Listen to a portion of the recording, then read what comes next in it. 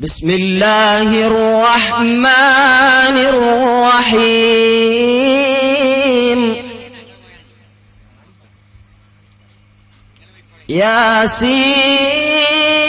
ياسين والقرآن الحكيم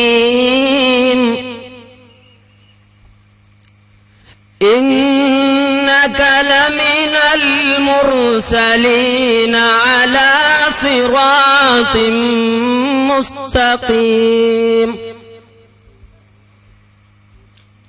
تنزيل العزيز الرحيم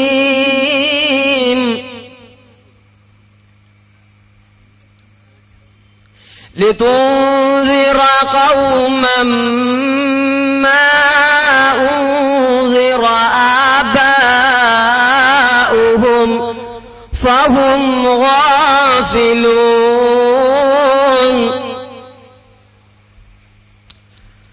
لقد حق القول على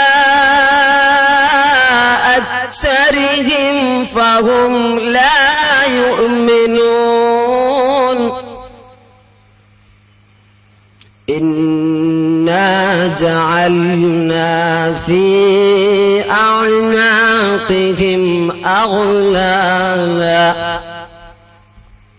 فهي إلى الأذقان فهم مقمحون وجعلنا من بين أيديهم سدا ومن خلفهم سدا فأغشيناهم فهم لا يبصرون وسواء عليهم أأنذرتهم أم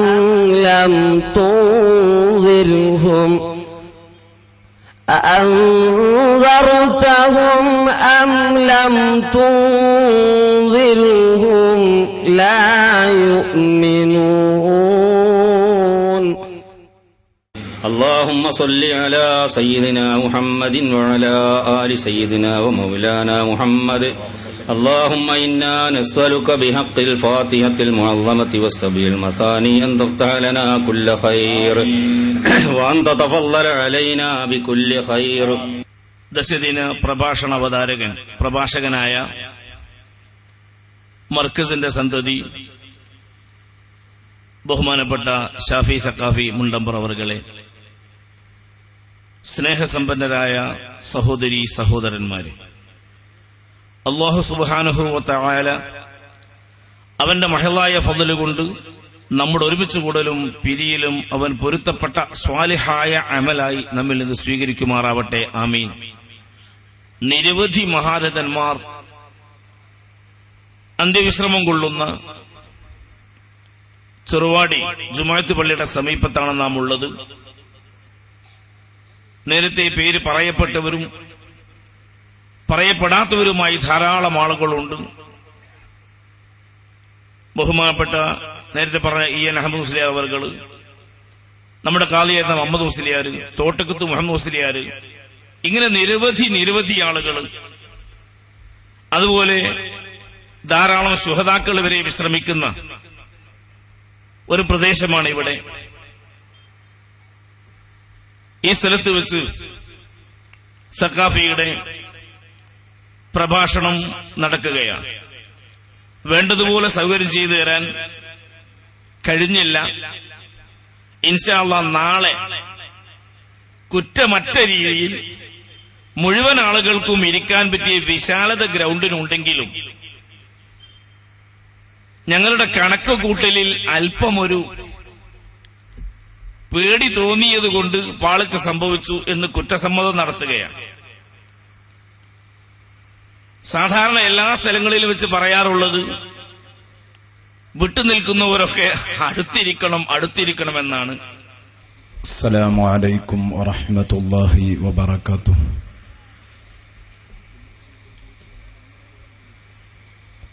الحمد لله رب العالمين والصلاة والسلام على سيد المرسلين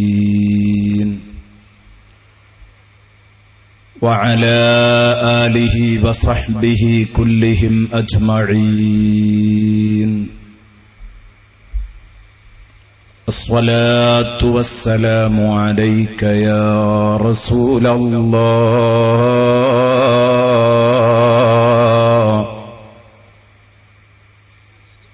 خذ بأيدينا قلت حيلتنا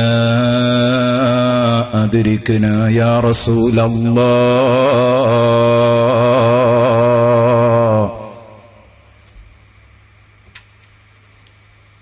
خذ بأيدينا قلت حيلتنا أدركنا يا حبيب الله،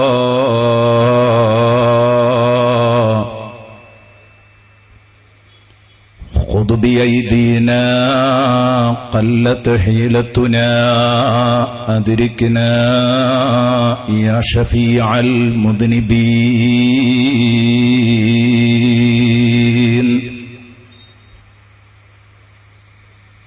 أما بعد، أعوذ بالله من الشيطان الرجيم.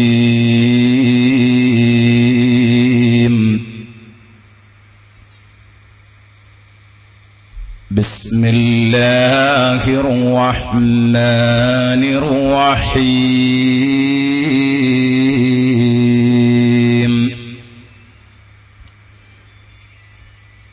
ياسين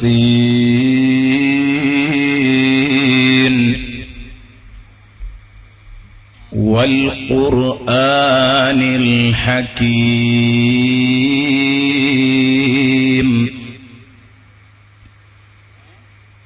إنك لمن المرسلين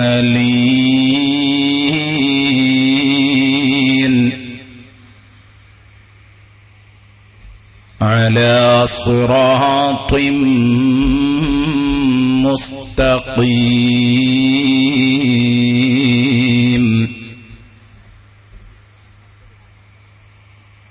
تنزيل العزيز الرحيم.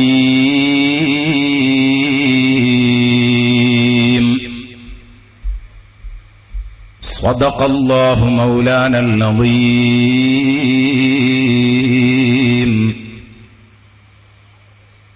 وصدق وبلغ رسوله النبي الكريم،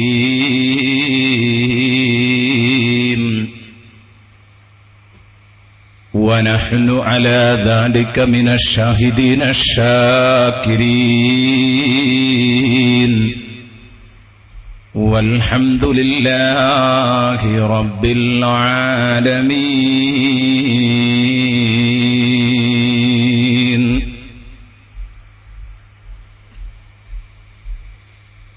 إن لكل شيء قلبا، وقلب القرآن ياسين، ومن قرأ ياسين كتب الله له بقراءتها قراءة القرآن 10 مرات. صدق محمد رسول الله.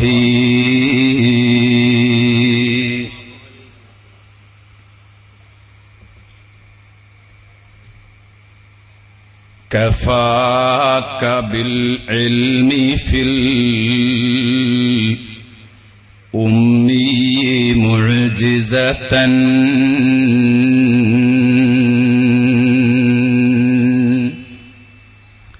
في الجاهلية وتأديب في اليتم.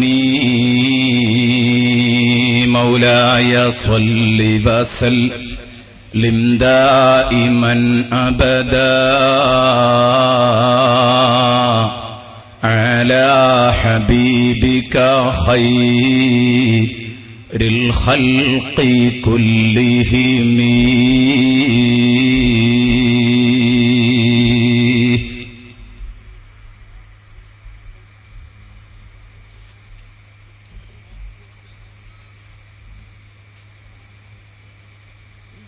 وعلموا أمة سيدنا ومولانا محمد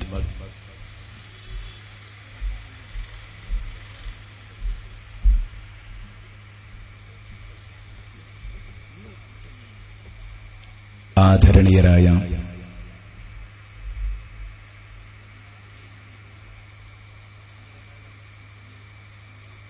പ്രാസ്ഥാനിക നേതാക്കന്മാർ,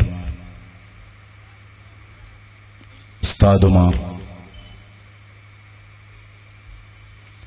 സദസ്സിലിരിക്കുന്ന കാരണവന്മാരും ഉസ്താദുമാരും,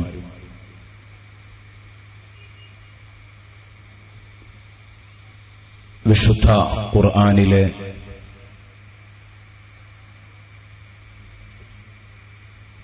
അതിബൃഹത്തായ ഒരധ്യായത്തെക്കുറിച്ച് നീണ്ട 10 ദിവസത്തെ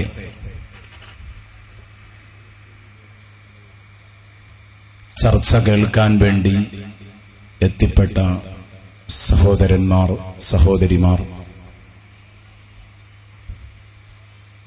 അല്ലാഹു റബ്ബുൽ ഇസ്സത്ത് ഈ സദസ്സ്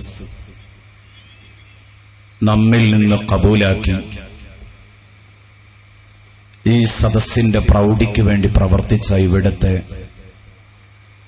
സംസ്ഥാനതല നേതാക്കന്മാരും നാട്ടിലെ പ്രവർത്തകരും കഠിനാധ്വാനം ചെയ്ത ചെറുപ്പക്കാരും എല്ലാവർക്കും അല്ലാഹു റബ്ബുൽ ഇസ്സത്ത് ഒരു മുതൽക്കൂട്ടാക്കി തരട്ടെ. ആമീൻ എന്ന് ദുആ ചെയ്യുകയാണ്. സ്വാഗത ഭാഷണത്തിലും ഉദ്ഘാടന ഭാഷണത്തിലുമൊക്കെ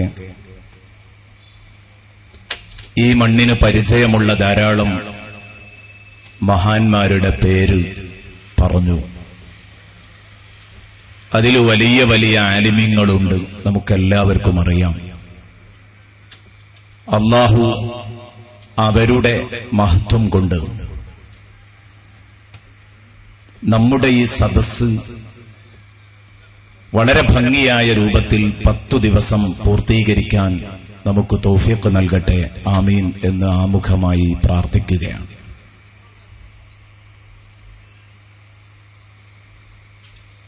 നേരത്തെ നിങ്ങൾ കേട്ടതുപോലെ നമ്മുടെ ബനാത്തുമായി ബന്ധപ്പെട്ട് നടത്തിയ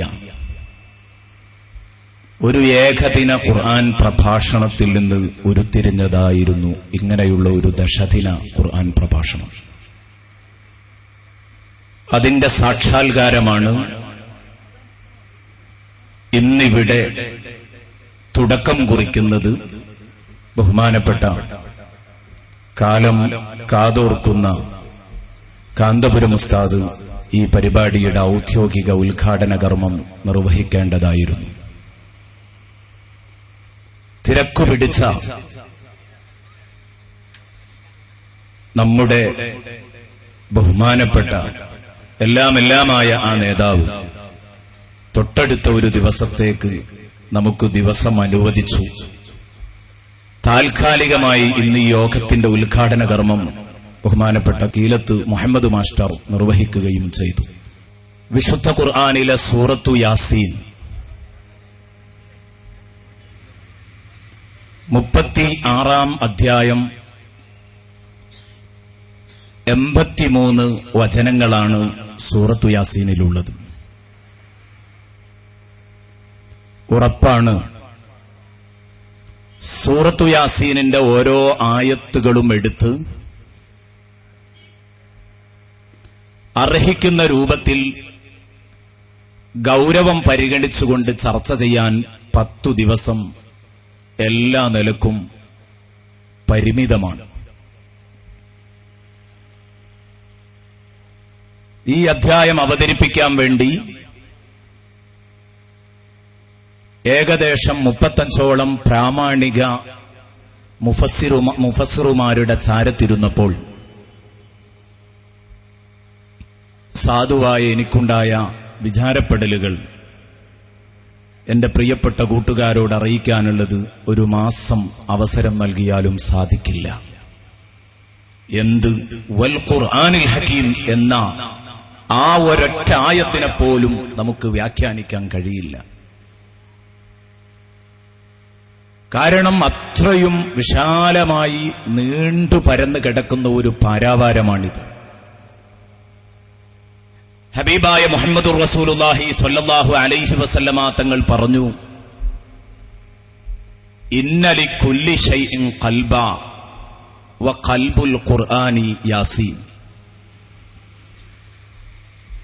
എല്ലാ വസ്തുക്കൾക്കും അതിൻ്റെതായ ഒരു ഹൃദയഭാഗമുണ്ട്. ജീവനുള്ളതോ ഇല്ലാത്തതോ ചെറുതോ വലുതോ അന്തരമില്ല. ഹബീബിന്റെ പ്രയോഗം സാർവത്രികമായിട്ടാണ്. ഇന്ന ലികുല്ലി ശൈഇൻ ഖൽബ, ഈ ഭൂമിലോകത്തുള്ള അല്ല പ്രപഞ്ചത്തിലുള്ള എല്ലാ വസ്തുക്കൾക്കും അതിൻ്റെതായ ഒരു ഹൃദയഭാഗമുണ്ട്. ചേതന വസ്തുക്കളിൽ ഹൃദയഭാഗം കണ്ടെത്തിയേക്കാം. അചേതന വസ്തുക്കളിൽ നമുക്ക് കണ്ടെത്താൻ കഴിയുന്ന ഹൃദയഭാഗം ഏതാണ്? ആ വസ്തുവിന്റെ മെയിൻ പാർട്ടിനെയാണ് ഹൃദയം എന്ന് വിശേഷിപ്പിക്കുന്നത്. നമ്മളൊക്കെ സാധാരണ പ്രയോഗിക്കാറുണ്ട് കോഴിക്കോടിന്റെ ഹൃദയഭാഗത്ത്.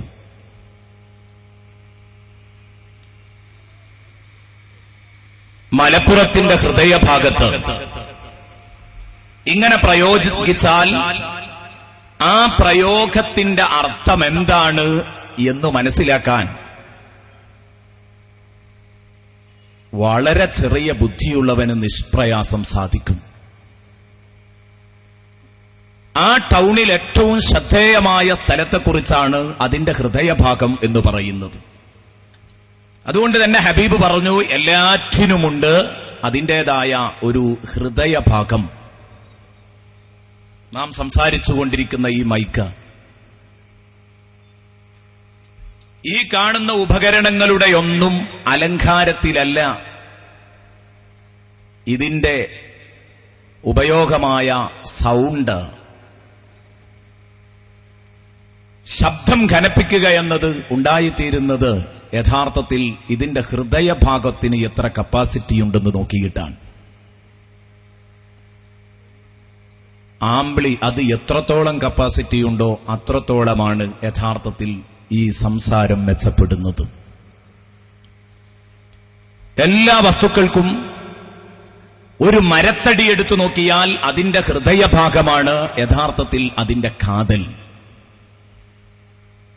ഈ രൂപത്തിൽ സംസാരിക്കുമ്പോ എല്ലാ വസ്തുക്കൾക്കും ഹൃദയഭാഗമുണ്ടെന്ന് പറഞ്ഞ ലോകത്തിന്റെ നേതാവ് അഷ്റഫുൽ ഖൽഖ് മുഹമ്മദുർ റസൂലുള്ളാഹി സ്വല്ലല്ലാഹു അലൈഹി വസല്ലമ തങ്ങൾ പ്രഖ്യാപിക്കുകയാണ്, വഖൽബുൽ ഖുർആനി യാസീൻ. ഖുർആനിന്റെ ഹൃദയഭാഗം യാസീൻ എന്ന അധ്യായമാണ് കേട്ടോ എന്ന് ഹബീബായ റസൂലുള്ളാഹി സ്വല്ലല്ലാഹു അലൈഹി വസല്ലമ തങ്ങൾ പറഞ്ഞെങ്കിൽ അതിന് ധാരാളം കാരണങ്ങളുണ്ട്. ആ കാരണങ്ങൾ ഒന്നല്ല, രണ്ടല്ല, മൂന്നല്ല, ധാരാളം കാരണങ്ങൾ ഇമാം ഫഖ്റുദ്ദീൻ റാസി റഹ്മത്തുള്ളാഹി അലൈഹിയെ പോലെയുള്ളവർ എണ്ണുന്നത് കാണാം. അങ്ങനെ നമ്മൾ വിശുദ്ധ ഖുർആനിന്റെ ഹൃദയഭാഗമാണ് യാസീൻ എന്ന് സമർത്ഥിക്കാൻ വേണ്ടി ആ ഭാഗങ്ങളെല്ലാം ചർച്ചക്കെടുത്ത് സംസാരിക്കുമ്പോഴേക്ക് നമ്മുടെ സമയം കഴിഞ്ഞു പോകും. ഇന്ന് ഞാൻ സംസാരിക്കാൻ ഉദ്ദേശിക്കുന്നത് ഓതിവെച്ച 5 വചനങ്ങളാണ്. ഇന്ന് നാം സംസാരിക്കുന്ന വിഷയം നേരത്തെ നിങ്ങളൊക്കെ അറിഞ്ഞതുപോലെ ഖുർആൻ സാക്ഷി. ഹബീബായ നബി സല്ലല്ലാഹു അലൈഹി വസല്ലമ തങ്ങളെ വിളിച്ചുകൊണ്ട് അല്ലാഹു ഖുർആനിനെ സാക്ഷിയാക്കിയിട്ട് പ്രഖ്യാപിക്കുന്നു, അങ്ങ് മുർസലുകളിൽപ്പെട്ടയാളു തന്നെയാണ്. അതാര് സംശയിപ്പിച്ചാലും ആരിളക്കിയാലും ആ ഒരു സത്യത്തെ തകർക്കാൻ ലോകത്തൊരു കുട്ടിക്കും സാധ്യമല്ല. ഇൻഷാ അല്ലാഹ് ആ പറഞ്ഞ വിഷയത്തിലൊക്കെയുള്ള യുക്തിഭദ്രത എന്താണെന്ന് നമ്മൾ പറയും.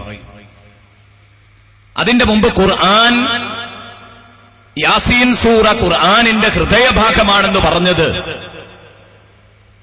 ഖുർആനിന്റെ ആകത്തുക 3 ചർച്ചകളിൽ ഒതുങ്ങിക്കിടക്കുകയാണ്.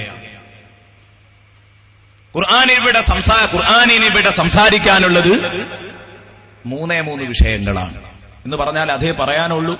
ഖുർആനിലെല്ലാമുണ്ട്. കരയും കടലും കാടും മലയും ഇങ്ങനെ ഇങ്ങോട്ട് തുടങ്ങിയിട്ട് വിശുദ്ധ ഖുർആനിൽ നമുക്ക് കണ്ടെത്താൻ കഴിയാത്ത ഒന്നുമില്ല. പിന്നെന്തുകൊണ്ട് 3 കാര്യങ്ങളിൽ ഒതുക്കിപ്പിടിക്കുന്നു എന്ന് ചോദിച്ചാൽ ഖുർആനിന്റെ അടിസ്ഥാനപരമായ ചർച്ച 3 തൗഹീദ്, റിസാലത്ത്, ആഖിറത്ത്. 3 ചർച്ചകളാണ് വിശുദ്ധ ഖുർആനിന് പറയാനുള്ളത്. അല്ലാഹു മാത്രമാണ് ആരാധിക്കപ്പെടാൻ പറ്റുന്ന ആരാധനക്കർഹനായ ഇലാഹ്. അല്ലാഹു മാത്രമേ ഉള്ളൂ. തൗഹീദ്, ആ ഒരു സത്യം മനുഷ്യകുലത്തെ വിളിച്ചറിയിക്കാൻ അല്ലാഹു ലക്ഷത്തിൽ പരം പ്രവാചകന്മാരെ ഇങ്ങോട്ട് പറഞ്ഞയക്കുകയും ചെയ്തു. അതാണ് പ്രവാചകത്വം, റിസാലത്ത്. എന്താണ് അവർ വന്ന് വിളിച്ചു പറയുന്നത്? അല്ലാഹുവിനെ ഏകനാക്കി ഈ ഭൂമി ലോകത്ത് നിങ്ങൾ ആരാധിച്ചെങ്കിൽ മാത്രമേ, നിങ്ങൾ മനസ്സിലാക്കുന്നത് പോലെയല്ല ഈ ദുനിയാവ് ഇന്നു നാളെ മറ്റന്നാള് കഴിയും. മറ്റൊരു ലോകം വരാനുണ്ട്. പരലോകം പച്ചയായ യാഥാർത്ഥ്യമാണ്, സംഭവിക്കും. ആര് സംഭവിക്കരുതെന്ന് കരുതിയാലും സംഭവിക്കില്ലെന്ന് കരുതിയാലും സംഭവിക്കരുതെന്ന് കരുതിയാലും നടക്കേണ്ടത് അതിന്റെ സമയമാകുമ്പോൾ നടന്നു കഴിയും. ഇതാ വഖഅത്തിൽ വാഖിയ. ഖുർആൻ പറഞ്ഞില്ലേ, നടക്കേണ്ടത് നടന്നാൽ, സംഭവിക്കേണ്ടത് സംഭവിച്ചു കഴിഞ്ഞാൽ ലൈസ ലിവഖഅതിഹാ കാദിബ. ആ മഹാസംഭവം നടക്കുന്ന സമയത്ത് ഒരൊറ്റ മെമ്പർ പോലും അതിനെ കളവാക്കുന്നവരുണ്ടാവില്ല. പരലോകത്ത് വെച്ച് എല്ലാവരും അംഗീകരിക്കും, പക്ഷേ അതുകൊണ്ട് കാര്യമില്ല. ഈ ലോകത്ത് വെച്ച് നീ അംഗീകരിക്കണം, പരലോകം എന്ന പച്ചയായ ഒരു ജീവിതം എനിക്ക് വരാനുണ്ട്, അതിനുവേണ്ടി തയ്യാറായിക്കോ. ഇതാണ് ആഖിറത്തിനെ കുറിച്ചുള്ള ചർച്ച ഖുർആനിൽ പരന്നു കിടക്കുന്നതായി നമുക്ക് കാണാൻ കഴിയും. ഒന്നാലോചിച്ചു നോക്കൂ. തൗഹീദും റിസാലത്തും ആഖിറത്തും മാറി മാറി ചർച്ചകൾ ഇങ്ങനെ വന്നുകൊണ്ടിരിക്കുകയാണ്. വിശുദ്ധ ഖുർആനിൽ ഉടനീളം കാണാൻ കഴിയുന്നത് അതാണ്. എങ്കിൽ അത് തന്നെയാണ് ഈ 3 അച്ചുതണ്ടിൽ കിടന്നിട്ടിങ്ങനെ കറങ്ങുകയാണ് സൂറത്തു യാസീൻ. പക്ഷേ അവിടെ പ്രാപഞ്ചിക ദൃഷ്ടാന്തങ്ങളെ ചിത്രീകരിക്കുന്നുണ്ട്. നമുക്ക് അല്ലാഹു ചെയ്തു തന്ന അനുഗ്രഹങ്ങൾ എണ്ണി എണ്ണി പറയുന്നുണ്ട്. നമ്മെ ചിന്തിപ്പിക്കുന്ന ഒരുപാട് തലങ്ങളിലേക്ക് സൂറത്തു യാസീനിലെ പല വചനങ്ങളും കടന്നു വരുന്നുണ്ട്. അതെല്ലാം ഈ 3 സമർത്ഥിക്കാൻ ആവശ്യമായതു മാത്രമാണ്. തൗഹീദ്, റിസാലത്ത്, ആഖിറത്ത്, ഈ 3 കാര്യങ്ങളില് ഈ 3 അച്ചുതണ്ടിൽ കിടന്നിട്ട് ഇങ്ങനെ കറങ്ങുന്ന കാഴ്ച വിശുദ്ധ ഖുർആനിലൂടെ കണ്ടെത്താൻ ഒരു പ്രയാസവും ഇല്ല. പക്ഷേ ഇന്ന് സൂറത്തു യാസീൻ കഴിഞ്ഞിട്ടേ അത് പറഞ്ഞ് മനസ്സിലാക്കാൻ കഴിയൂ എന്ന ഒരു വിഷമം നമുക്കുണ്ട്. സൂറത്തു യാസീൻ കഴിഞ്ഞിട്ടേ എങ്ങനെയൊക്കെയാണ് ഇത് യഥാർത്ഥത്തിൽ ഈ 3 അച്ചുതണ്ടിൽ കിടന്നിട്ട് കറങ്ങുന്നുണ്ട് എന്നത് നമുക്ക് എങ്ങനെ ബോധ്യപ്പെടുത്തി കൊടുക്കും എന്ന് പറയാൻ കഴിയൂ. അത് പെട്ടെന്ന് പറഞ്ഞ് അവസാനിപ്പിക്കാൻ പറ്റിയ വിഷയമല്ല. സൂറത്തു യാസീനിനെ ഒറ്റ നോട്ടത്തിലൊന്ന് നോക്കിക്കാണണം. തുടക്കം തന്നെ വഹയും റിസാലത്തും സമർത്ഥിച്ചുകൊണ്ട് കടന്നു വന്നു. അങ്ങനെ ഏകദേശം ആയത്തുകൾ ഇങ്ങോട്ട് പിന്നിടുമ്പോ ഹബീബുൻ നജ്ജാറും തന്റെ നാട്ടുകാരും തമ്മിലുള്ള ചൂടേറിയ ആ വാഗ്വാദത്തിൽ തൗഹീദിന്റെ സത്ത അവിടെ അവതരിപ്പിക്കുകയാണ്. മധ്യഭാഗത്തും തൗഹീദിലേക്ക് തന്നെ കടന്നുവരുന്ന കാഴ്ചയാണ് നമ്മൾ കാണുന്നത്. അങ്ങനെ അങ്ങോട്ട് പോയിട്ട് അവസാന ഭാഗത്തെത്തുമ്പോഴേക്ക് വീണ്ടും തൗഹീദിലേക്ക് കടന്നുവരുന്ന ശിർക്കിനെ, ബഹുദൈവാരാധനയെ നഖശിഖാന്തം എതിർത്തുകൊണ്ട് തൗഹീദിനെ സമർത്ഥിക്കുന്ന ചിത്രമാണ് വത്തഖദൂ മിൻ ദൂനില്ലാഹി ആലിഹത്തൻ ലഅല്ലഹും യുൻസറൂൻ എന്ന് പറഞ്ഞിടത്ത് ഏറ്റവും അവസാന ഭാഗത്ത് കാണാൻ കഴിയുന്നത്. ഇതേ രൂപത്തിൽ റിസാലത്ത് തുടക്കം തന്നെ ഇന്നക ലമിനൽ മുർസലീൻ എന്ന ആ പ്രഖ്യാപനത്തോടുകൂടെയാണ്. നബിയെ, നിങ്ങൾ മുർസൽ തന്നെയാണ്. അങ്ങനെ കടന്നുവന്ന് പ്രവാചകത്വം നിഷേധിച്ച കക്ഷികളുടെ ദുരന്ത കഥ വിവരിച്ചുകൊണ്ട് ആ ഹബീബുൻ നജ്ജാറിന്റെ നാട്ടുകാരുടെ കഥയിലൂടെ പ്രവാചകത്വത്തിന് നേരെ കൊഞ്ഞനം കുത്തിയാലുള്ള ദുരവസ്ഥ അല്ലാഹു വിശദീകരിക്കുകയാണ്. വീണ്ടും വമാ അല്ലംനാഹു അശ്ശിഅറ വമാ യംബഗി ലഹു ഇൻ ഹുവ ഇല്ലാ ദിക്റുൻ വഖുർആനും മുബീൻ എന്ന് പറഞ്ഞു വീണ്ടും ഹബീബായ റസൂലുള്ളാഹി തങ്ങളുടെ റിസാലത്തിലേക്ക് സൂചന നൽകുകയാണ്. പിന്നെ ആഖിറത്തെക്കുറിച്ച് പറയുന്ന സമയത്ത് അത് പറയാനുമില്ല. ഇത് സൂറത്തു യാസീനിന്റെ പ്രധാന വിഷയമാണ്. ആഖിറം എന്ന ചർച്ച വളരെ പ്രധാനപ്പെട്ട വിഷയമാണ്. പ്രധാനമായി ഊന്നൽ നൽകി സംസാരിക്കുന്നത് ആഖിറത്തിനെ കുറിച്ചാണ്.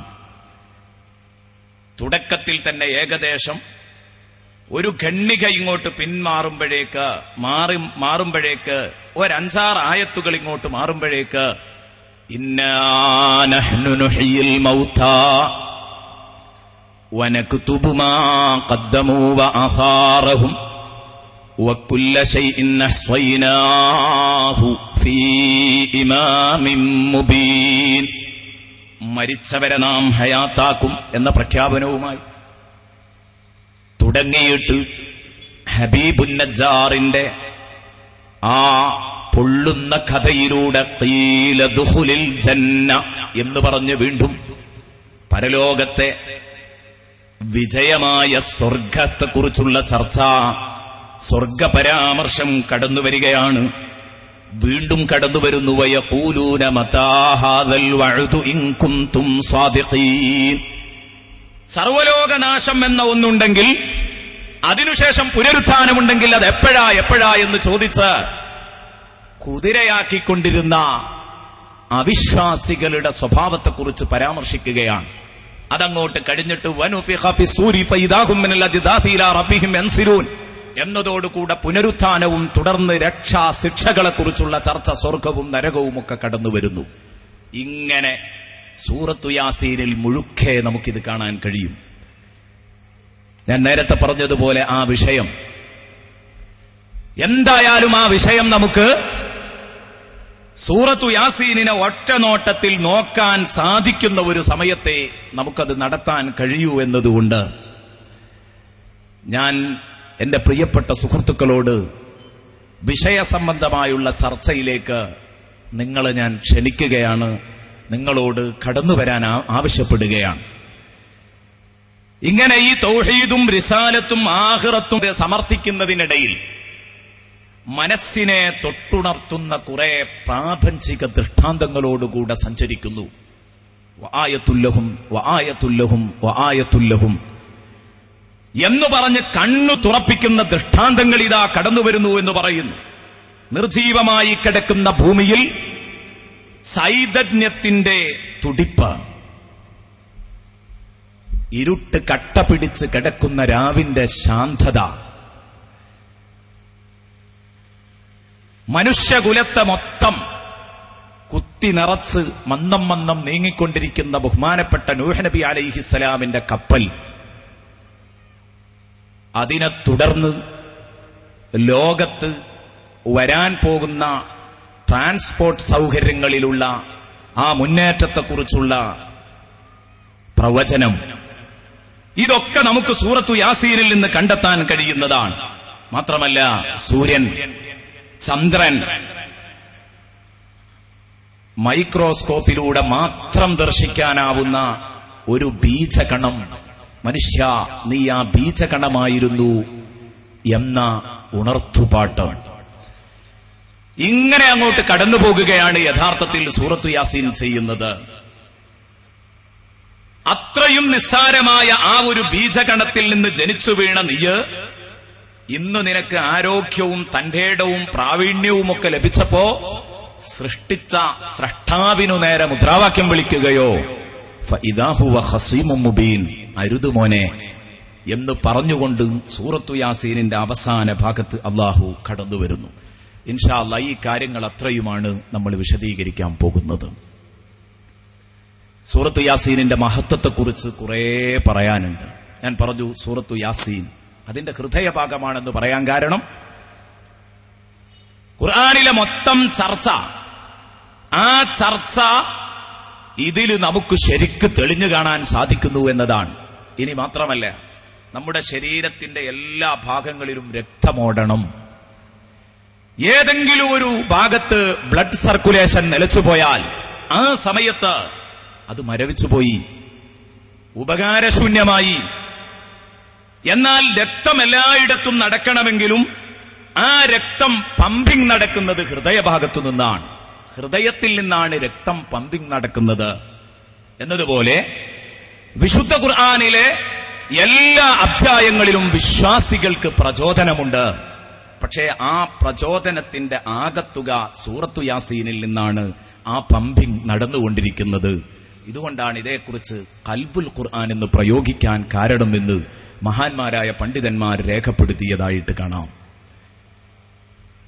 ഇതൊരൊറ്റ തവണ ഒരു വിശ്വാസി ഓതിക്കഴിഞ്ഞാൽ 10 തവണ ഓതിയ ഖുർആൻ പാരായണം ചെയ്ത, ഖുർആൻ മുഴുവനായി 10 തവണ 10 ഖത്തം തീർത്ത കൂലി നൽകുമെന്ന് അല്ലാഹുവിന്റെ ഹബീബ് റസൂലുള്ളാഹി സ്വല്ലല്ലാഹു അലൈഹി വസല്ലമ തങ്ങൾ പ്രഖ്യാപിച്ചത് ബഹുമാനപ്പെട്ട ഇമാം തുർമുദി റളിയല്ലാഹു അൻഹു ഉദ്ധരിക്കുന്നത് കാണാം. ഈ ഹദീസ് സ്വഹീഹായ ഹദീസാണ്, സംശയിക്കേണ്ടതില്ല. മാത്രമല്ല ഈ യാസീനും നമ്മളുമായുള്ള ബന്ധം വളരെ വലുതാണ്. നമ്മളെ സംബന്ധിച്ചിടത്തോളം ഒരു രോഗിക്ക് മരണമാസന്നമാകുന്ന സമയത്ത് നാം അവിടെ യാസീൻ ഓതാറുണ്ട്. ഇഖ്റഊ അലാ മൗതാകും യാസീൻ സ്വദഖ റസൂലുള്ളാഹി സ്വല്ലല്ലാഹു അലൈഹി വസല്ലം. ഹബീബായ നബി തങ്ങൾ പറഞ്ഞു, നിങ്ങളിൽ മരണമാസന്നമായവർക്ക് നിങ്ങൾ യാസീൻ ഓതിക്കൊടുക്കണം, മരിച്ചവരുടെ മേലിലും നിങ്ങൾ യാസീൻ ഓതണം. മരിച്ചവരുടെ മേൽ, മരണമാസന്നമായവരുടെ മേലിൽ ഓതണോ എന്ന കാര്യത്തിൽ ആർക്കും തർക്കമില്ല, എല്ലാവരും ഓതിക്കൊണ്ടിരിക്കുന്നതാണ്. ഇതൊന്നും ഓതാൻ പാടില്ല, അതുകൊണ്ടൊന്നും വലിയ കാര്യമില്ല എന്ന് പറഞ്ഞിരുന്നവർ വരെ ഇന്ന് പതുക്കെ മാറ്റി ചവിട്ടിയിരിക്കുകയാണ്. മരണമാസന്നമായവന്റെ അടുത്ത് വേണമെങ്കിൽ ഓതിക്കോട്ടെ, മരിച്ചവന്റെ അടുത്ത് ഓതണ്ട. മരണമാസന്നമായ ആളുടെ അടുത്ത് ഓതണോ എന്നതിൽ തർക്കമില്ല. ഇമാം നസായി ഉദ്ധരിക്കുന്ന ഹദീസാണിത്. എന്നാ മരിച്ചയാളുടെ പേരിലോ അയാളുടെ പേരിൽ യാസീൻ ഓതാൻ പറ്റുമോ? പറ്റും. ബഹുമാനപ്പെട്ട ഇബ്നു റിഫ്അ റളിയല്ലാഹു അൻഹു പറഞ്ഞു, മൗത്ത എന്ന് പറഞ്ഞത് മയ്യിത്ത് എന്നതിന്റെ ബഹുവചനമാണ്. മയ്യിത്ത് എന്ന് പറഞ്ഞാൽ മരിച്ച മനുഷ്യൻ. അപ്പൊ മരിച്ചവരുടെ മേൽ നിങ്ങൾ യാസീൻ ഓതുക എന്ന് പറഞ്ഞത് അങ്ങനെ തന്നെ, മരിച്ചവർ എന്ന് തന്നെയാണ് അതിന്റെ ഉദ്ദേശം എന്ന് വെക്കുന്നതിന് ഒരു തടസ്സവുമില്ല. അതിന് മരിച്ചവരുടെ പേരിൽ യാസീൻ ഓതുക എന്നത് അത് നടക്കൂലല്ലോ എന്ന് പറഞ്ഞിട്ടാണ്. അതുകൊണ്ട് മരിച്ചവർ എന്ന് ഉദ്ദേശിച്ചുകൂടാ, മരണമാസന്നമായവർ എന്നേ ഉദ്ദേശിക്കാവൂ എന്ന് പറഞ്ഞത്. അപ്പോൾ ബഹുമാനപ്പെട്ട ഇബ്നു റിഫ്അത്ത് റളിയല്ലാഹു അൻഹു പറഞ്ഞു, മരിച്ച ആളുടെ പേരിൽ യാസീൻ ഓതുന്നതിനുള്ള തടസ്സം എന്താണ്? അദ്ദേഹത്തിന്റെ ബോഡിയുമായി ആത്മാവിന് ബന്ധമുണ്ടെങ്കിൽ ആ ആത്മാവ് വഴിക്ക് ബഹുമാനപ്പെട്ടവർ പറയുന്നു, ലി ബഖാഇ ഇദ്റാകി റൂഹിഹി ഫഹുവ ബിന്നിസ്ബതി ലിസമാഇൽ ഖുർആൻ വഹുസൂലി ബറകതിഹി ലഹു കൽ ഹയ്യ്. ജീവിച്ചിരിക്കുന്ന ആളുടെ അടുത്ത് നിന്ന് ഓതുമ്പോൾ അത് കേൾക്കുമ്പോൾ അയാൾക്ക് അതിന്റെ ബറക്കത്ത് കിട്ടുന്നു എന്നതല്ലേ. എന്നാൽ മരിച്ചയാളുടെ ബോഡിയുമായിട്ട്, ആ ഡെഡ് ബോഡിയുമായി ആത്മാവിന് ബന്ധമുണ്ടെങ്കിൽ എന്തുകൊണ്ട് അദ്ദേഹത്തിന് അതിന്റെ ബറക്കത്ത് ലഭിച്ചുകൂടാ? എന്നിട്ട് മഹാനവറുകൾ പറഞ്ഞു, വഇദാ സഹ്ഹ സലാമു അലൈഹി ഫൽ ഖിറാഅത്തു അലൈഹി ഔലാ. സലാം പറഞ്ഞാൽ മയ്യത്തിന് ഉപകാരമുണ്ട്, മയ്യത്ത് അത് കേൾക്കും, അതിന് മയ്യത്തിന് ഉപകാരമുണ്ട് എന്ന് പറയുന്നുണ്ടെങ്കിൽ പിന്നെ ഖുർആൻ ഓതിയാൽ എന്തായാലും ഉണ്ടാവണം. കാരണം സലാം പറഞ്ഞാൽ അത് ഇങ്ങോട്ടും അടക്കേണ്ട കാര്യമാണല്ലോ. അതിലടക്കം മയ്യത്തിന് കൂലിയുണ്ട് എന്ന് പറയുന്നുണ്ടെങ്കിൽ ഉപകാരമുണ്ടെന്ന് പറയുന്നുണ്ടെങ്കിൽ ഖുർആൻ ഓതിയാൽ എന്തായാലും ഉപകാരമുണ്ട് എന്ന കാര്യത്തിൽ തർക്കമില്ലെന്ന് ബഹുമാനപ്പെട്ട ഇബ്നു റിഫഅത്ത് റളിയല്ലാഹു അൻഹു നമ്മെ പഠിപ്പിക്കുന്നത് കാണാം. ബഹുമാനപ്പെട്ട ഇബ്നു ഹജറുൽ ഹൈതമി റഹ്മത്തുള്ളാഹി അലൈഹി തന്റെ തുഹ്ഫയിൽ ഈ കാര്യം നമ്മെ പഠിപ്പിച്ചതായിട്ട് കാണാൻ കഴിയും. അപ്പൊ അതുകൊണ്ട് നമ്മൾ മരിച്ച വീട്ടിൽ ഖുർആൻ ഓതുന്നവരാണ്, മരണമാസന്നമായ ആളുടെ അടുത്ത് ഖുർആൻ ഓതുന്നവരാണ്. അതൊക്കെ നമ്മൾ തുടർന്നുകൊണ്ടിരിക്കണം. ഇനി ഈ ഖുർആൻ പാരായണം കൊണ്ട്, പ്രത്യേകിച്ച് സൂറത്തു യാസീൻ, ആ സൂറത്തു യാസീനിന്റെ പാരായണം കൊണ്ട് കിട്ടാവുന്ന ദീർഘമായ ഗുണഗണങ്ങളുടെ പട്ടികകൾ എണ്ണിയിട്ടുണ്ട്. തൽക്കാലം അതിലേക്ക് കടക്കുന്നില്ല. വളരെ പ്രധാനമായും ഇത്ര മാത്രമേ ഉണർത്തുന്നുള്ളൂ. എന്നിട്ട് സൂറത്തു യാസീനിന്റെ ആ ജീവിക്കുന്ന ആശയങ്ങളിലേക്ക് കടന്നുവന്ന് അത് നമ്മുടെ ജീവിതത്തിൽ പകർത്താൻ വേണ്ടി ശ്രമിക്കലാണല്ലോ ഈ സദസ്സ് കൊണ്ട് നമ്മൾ ലക്ഷ്യം വെക്കുന്നത്. ആദ്യമായി കടന്നു വരുമ്പോൾ ഒന്നാമത്തെ വചനം യാസീൻ. ബിസ്മില്ലാഹിർ റഹ്മാനിർ റഹീം. യാസീൻ. ഇത്തരം അക്ഷരക്കൂട്ടുകൾ വിശുദ്ധ ഖുർആനിന്റെ പല അധ്യായങ്ങളുടെയും തുടക്കത്തിൽ നമുക്ക് കാണാൻ കഴിയും. എന്താണ് ഇതേക്കുറിച്ച് മഹാന്മാര് പറഞ്ഞത്? അവര് പറഞ്ഞു, ഇതിലേറ്റവും നല്ല മാർഗം നമ്മുടെ തടി സലാമത്താക്കാൻ തിട്ടമായി പറയാൻ കഴിയാത്ത ഒരു വിഷയമായതുകൊണ്ട് അല്ലാഹു അഅലം ബിമുറാദിഹി ബിദാലിക്, ഇതുകൊണ്ട് യഥാർത്ഥമായി എന്താണ് വിവക്ഷിക്കുന്നതെന്ന് പടച്ച റബ്ബിനു മാത്രമേ അറിയൂ എന്ന് പറഞ്ഞ് ഒഴിഞ്ഞു മാറലാണ് നല്ലത്. അല്ലാഹു അഅലം ബിമുറാദിഹി ബിദാലിക്. സൂറത്തു യാസീനിന്റെ തുടക്കത്തിൽ മാത്രമല്ല, അൽ ബഖറയുടെ തുടക്കത്തിൽ നമ്മൾ കാണുന്നു അലിഫ് ലാം മീം, ചില അക്ഷരക്കൂട്ടുകൾ. എന്തുകൊണ്ടാണ് അതുകൊണ്ടുള്ള ആശയം ഇന്നതാണെന്ന് തിട്ടപ്പെടുത്തി പറയാൻ കഴിയൂല എന്ന് പറഞ്ഞത്? ഭാഷാർത്ഥത്തിൽ അതിനെ നോക്കിക്കാണാൻ കഴിയില്ല. ഭാഷാപരമായി ഒരു പദത്തിനൊരർത്ഥം ഉണ്ടാകും. പക്ഷെ ഒരക്ഷരം കൊടുത്തിട്ട് ഇതുകൊണ്ട് എന്താ ഉദ്ദേശിച്ചത് എന്ന് ചോദിച്ചാൽ പറഞ്ഞ ആൾക്കേ അത് തിരിയൂ എന്ന് പറയലാ നല്ലത്. ഉദാഹരണത്തിന് ആപ്പിൾ എന്ന് പറഞ്ഞാൽ അതിന്റെ അർത്ഥം മനസ്സിലാകും. പക്ഷെ ഒരാൾ എ എന്ന് പറഞ്ഞു. ഈ ഒരു ലെറ്റർ കൊണ്ട് ഞാൻ ഒരു വലിയ ഒരു ആശയം ഉദ്ദേശിച്ചിട്ടുണ്ട്, ഇതുകൊണ്ട് ഞാൻ ഒരു നാമം ഉദ്ദേശിച്ചിട്ടുണ്ട്, പറയാൻ കഴിയുമോ എന്ന് ചോദിച്ചാൽ എന്തൊക്കെയാവാം. പല നിഗമനങ്ങളും പലരും പറയും. പറഞ്ഞയാൾക്ക് കൃത്യമായിട്ട് പറയാൻ കഴിയും ഞാൻ ഇതാണ് ഉദ്ദേശിച്ചത്. അതുകൊണ്ട് തന്നെ ഇത്തരം ചില കോഡ് ലെറ്ററുകൾ വിശുദ്ധ ഖുർആനിന്റെ തുടക്കത്തിൽ കടന്നുവന്നു. അത് ഹബീബായ റസൂലുള്ളാഹി സ്വല്ലല്ലാഹു അലൈഹി വസല്ലമ തങ്ങളോട് സമൂഹത്തിന് പഠിപ്പിച്ചു കൊടുക്കണമില്ല എന്ന് പറഞ്ഞു. അതുകൊണ്ടാണ് നമ്മിലേക്ക് അത് പകർന്നു കിട്ടാതിരുന്നത്. എന്തിനായിരിക്കും ഇത് വന്നത്? കുറേ കാരണങ്ങൾ അതിന്റെ പിന്നിലുണ്ട്. ഒരു കാരണം ഞാൻ പറയുന്നത്, ഖുർആൻ അർത്ഥമറിയാതെ ഓതിയാലും കൂലി കിട്ടുമെന്ന് ലോകത്തെ പഠിപ്പിക്കാൻ. കാരണം ഇവിടെ ഖുർആൻ അർത്ഥറിയാതെ ഓതിയാൽ കൂലി കിട്ടൂല എന്ന് പറയുന്ന വളരെ ചെറിയ ഒരു ന്യൂനപക്ഷം എന്ന് നമ്മൾ പറയാറുണ്ടല്ലോ. ആ ന്യൂനപക്ഷത്തോട് നമുക്ക് ചോദിക്കാനുള്ളത്, ഞാൻ വളരെ വേദനിച്ചു പോയി. ഒരു ദിവസം കൊണ്ടോട്ടി മസ്ജിദുൽ ഫത്തഹിൽ നിന്നൊരു മുസ്ഹഫ് എടുത്തപ്പോ ആ മുസ്ഹഫിൽ പച്ച മലയാളത്തിൽ ഇങ്ങനെ നീട്ടി എഴുതിയിരിക്കുന്നു, ഈ ഓതുന്നതിന്റെയൊന്നും സാരാർത്ഥങ്ങൾ അറിയാത്ത, ഈ ഓതുന്നതിന്റെയൊന്നും അർത്ഥതലങ്ങൾ അറിയാത്തത് പൊട്ട, നീ എന്തിനാ ഇത് പാരായണം ചെയ്യുന്നത്? പച്ച മലയാളത്തിൽ എഴുതി വെച്ചിരിക്കുന്നു. ഇതിന്റെ പിന്നിൽ പ്രവർത്തിച്ച ഏതോ ഒരു കറുത്ത കരം നമുക്ക് ഓർക്കാൻ പോലും കഴിയില്ല. വിശുദ്ധ ഖുർആനിൽ വളരെ അദബുകേടായിട്ട് ഇങ്ങനെ എഴുതി വെച്ചത് കാണാം. അർത്ഥമറിഞ്ഞ് പാരായണം ചെയ്യുന്നതിന് കൂലി വർദ്ധിക്കും. നേരത്തെ നിങ്ങൾ കേട്ടു, തദബ്ബുറുൽ മാനയോടുകൂടെ അർത്ഥം ആലോചിച്ചുകൊണ്ട് ഖുർആൻ പാരായണം നടത്തിയാൽ അതിന് കൂലി വർദ്ധിക്കും, സംശയമൊന്നുമില്ല. അർത്ഥം അറിയാതെ ഓതിയാൽ കൂലി ഉണ്ടോ? ഉണ്ട്. ഇല്ല എന്ന് പറയുന്നവരോട് നമുക്ക് പറയാനുള്ളത്, നിങ്ങൾ പറയുമോ ഖാഫ് എന്നതിന്റെ അർത്ഥം, നൂൻ എന്ന് പറഞ്ഞതിന്റെ അർത്ഥം, അലിഫ് ലാം മീം എന്ന് പറഞ്ഞതിന്റെ അർത്ഥം ഇന്നതാണെന്ന് തിട്ടപ്പെടുത്തി പറയാൻ കഴിയുന്ന ഒരു കുട്ടിയും ഇവിടെയില്ല. ഉറപ്പാണ്. ബഹുമാനപ്പെട്ട ശൈഖ് ഇബ്നു നൂരിദ്ദീൻ റഹ്മത്തുള്ളാഹി അലൈഹി അദ്ദേഹം പറയുന്നത് കാണാം, ഞാൻ ഒരു സമയത്ത് ഹബീബായ റസൂലുള്ളാഹി സ്വല്ലല്ലാഹു അലൈഹി വസല്ലമ തങ്ങളെ സ്വപ്നം കണ്ടു. സ്വപ്നം കണ്ട സമയത്ത് സഅൽതു റസൂലല്ലാഹി സ്വല്ലല്ലാഹു അലൈഹി വസല്ലമ അൻ അസ്റാരിൽ മുതശാബിഹാത്ത്.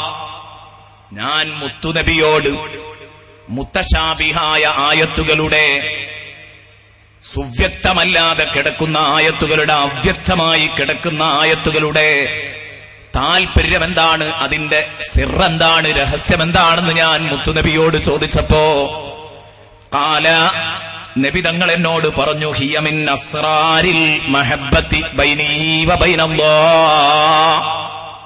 മുതശാബിഹായ ആയത്തുകൾ കുറെയുണ്ട്. ആ മുതശാബിഹായ ആയത്തുകളെ കുറിച്ച് മൊത്തമല്ല ചോദ്യം. അൻ അസ്റാരിൽ മുതശാബിഹാത്തി മിനൽ ഹുറൂഫി, അധ്യായങ്ങളുടെ തുടക്കത്തിൽ വരുന്ന ഈ കോഡ് ലെറ്ററുകളെ കുറിച്ചാണ് ചോദ്യം. എന്താ നബിയെ അതുകൊണ്ട് ഉദ്ദേശിക്കുന്നത്? ഹബീബ് പറയുന്നു, ഹിയ മിൻ അസ്റാരിൽ മഹബ്ബത്തി ബൈനീ വ ബൈനല്ലാഹ്. അതെന്റെയും എന്റെ റബ്ബിന്റെയും ഇടയിലുള്ള സ്നേഹരഹസ്യമാണ് അവിടെ കുടിയിരിക്കുന്നത് എന്ന് പറഞ്ഞാൽ അതൊരു സീക്രറ്റ് കോഡാണ്, ഒരു പാസ്വേഡാണ്. യഥാർത്ഥത്തിൽ കലിമത്തു സിറാണ്, പാസ്വേഡാണ്. എന്റെയും ഹബീബിന്റെയും ഇടയിലുള്ള മറ തുറക്കാനുള്ള പാസ്വേഡാണ്. നിങ്ങൾക്കൊരിക്കലും അത് മനസ്സിലാവുകയില്ല എന്ന് ഹബീബായ റസൂലുള്ളാഹി തങ്ങൾ ചോദിച്ചപ്പോ ഞാൻ ചോദിച്ചു, നബിയേ, അങ്ങയുടെ ഉപ്പാപ്പയായ ഖലീലുല്ലാഹി ഇബ്രാഹിം അലൈഹിസ്സലാമിന് അതിന്റെ അർത്ഥമറിയോ?